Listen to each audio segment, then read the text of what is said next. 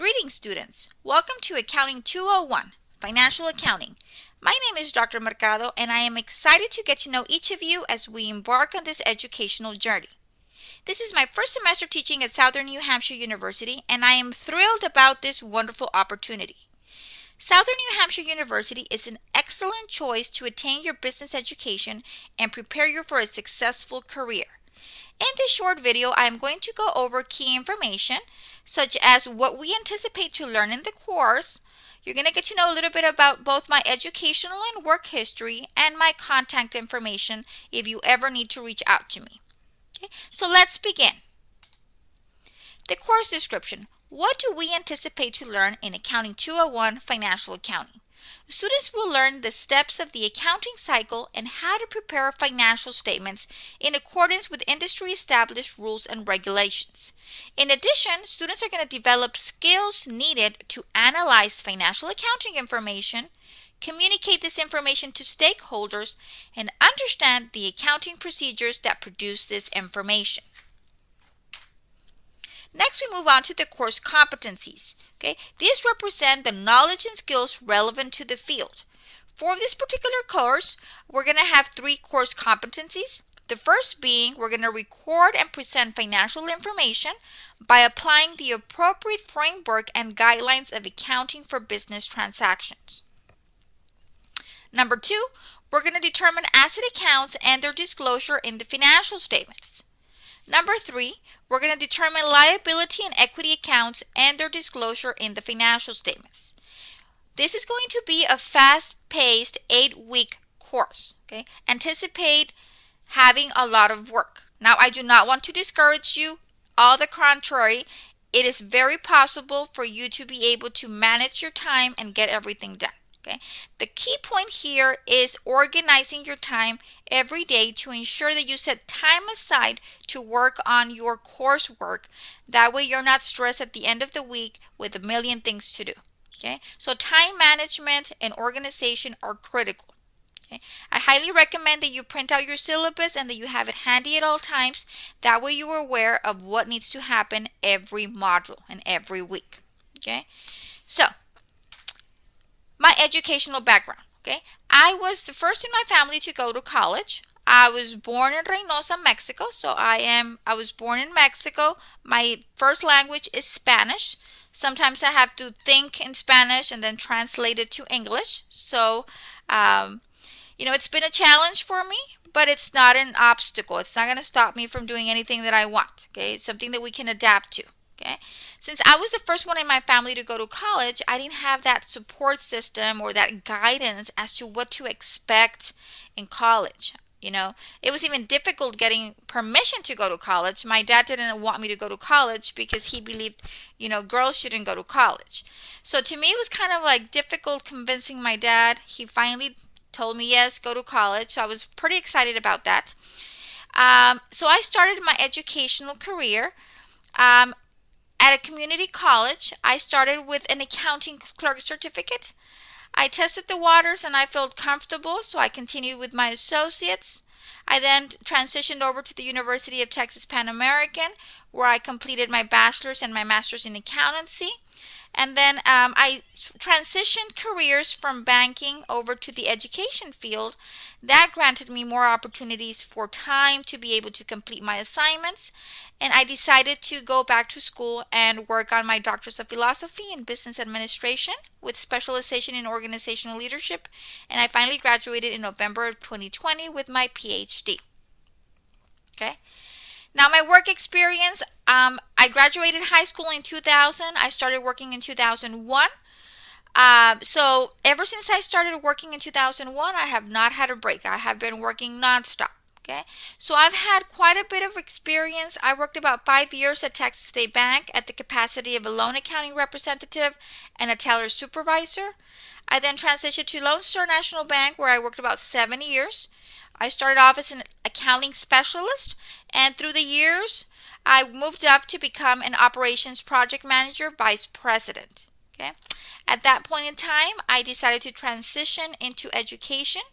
I was looking for a career change for personal reasons, and I transitioned over to South Texas College, where I am currently a full-time accounting instructor. I've been working at South Texas College since August of 2014, and I am currently still there. In addition to being a full-time accounting instructor, I am also currently the Business Administration Assistant Department Chair for our program. So I've had an opportunity to learn a lot in that specific role. So as you can see, I've been fairly busy working and going to school. And I say that because I know what most of you go through. It is difficult to balance work, school, and family. Okay? It is difficult, but it is not impossible. Okay? So I don't want you getting discouraged. I don't want you saying, you know what, I'm going to give up, or I'm going to, do this or do that because I can't manage. It's just a matter of we need to sit down and figure out a plan to be able to fit your activities throughout your day. Okay? So that is why I wanted to share my work history and my education throughout all of my years that ever since I started working, I have not had a break.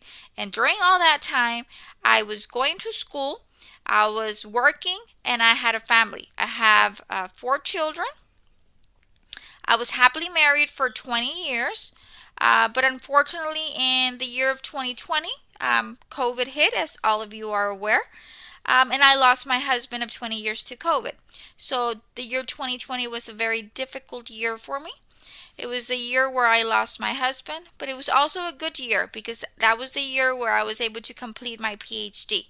Okay, so two things happened that year. The wonderful thing was I was able to complete a milestone in my life of completing my PhD. I am the only one in my entire family that has a PhD, so I'm very proud of that. And that was a very sad year because in the year 2020, I lost my father in July of 2020, my mother-in-law in July as well. 2 weeks after my father, my mother-in-law passed away. And then in August, a month after I lost my husband to COVID. So I lost 3 very important people in my life in the year 2020. Okay, so that brings me to another point. Okay. We do not control what happens in our lives. We have no control what's going to happen tomorrow. Okay, and I completely understand life happens. Okay, if you ever have any questions, you are needing any assistance, you're going through a difficult time, please reach out to me. I am here to assist you in whatever I can. Whatever it's possible that I can assist you, I am here to do that. Okay, you can contact me through Brightspace message. You can send me an email to my SNHU email address stated on the screen. And I have also provided you with my mobile number. You can call me or text me if you prefer. Okay. Now, I do want to mention, if you have a question about a problem or you need like long guidance, please send me an email. That is my preferred method of communication. That way I can respond to you when I get there. If it's just a quick question about, a due date or something short, you can always text me, and I'll try to get back to you via text as soon as I can. But don't expect an entire explanation of how to prepare a balance sheet over a text, okay? So if it's something long where I need to explain something, do that through the email. If it's, Miss, I need to set up a time to talk to you, you can text me. Just make sure that you include your full name. That way I know who I'm communicating with, okay? I have multiple students, so I want to make sure that I address you appropriately.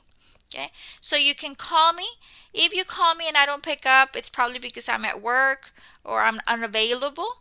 You can leave a message, or you can just send me a quick text, with whatever is it that you were needing. My office hours are by appointment. If you need to contact me, make arrangements with me as to the dates and times that work for you, and we can work something out. Give me a couple of maybe 3 dates and times that you are available. That way I can try to see my schedule, and then we can coordinate on a date and time that works for both of us, okay? But do not stop at communicating. I am here to assist you. Whatever method works for you is fine, as long as you do reach out to me. Okay? If you have questions, let's tackle those questions at the beginning of the term. Do not hold off till the end of the semester, because at that point in time, it's going to be very difficult to catch up. Okay? So if you have questions, that's what I'm here to answer and address any questions or concerns that you have. I am very excited about this semester. I hope all of us have a wonderful learning experience. Okay. Now, at this moment, I do want to ask that you please return to the welcome announcement and that you review all of the additional information included in the announcements. I will be posting weekly announcements on Brightspace, so please be on the lookout. Read those important announcements as they contain resources that might help you for the week or for the module that we're working on. But if I include an announcement or information in an announcement, it's because it's important to you. Okay. So just be on the lookout for those announcements. I wish you a wonderful rest of your week, and until next time, bye-bye.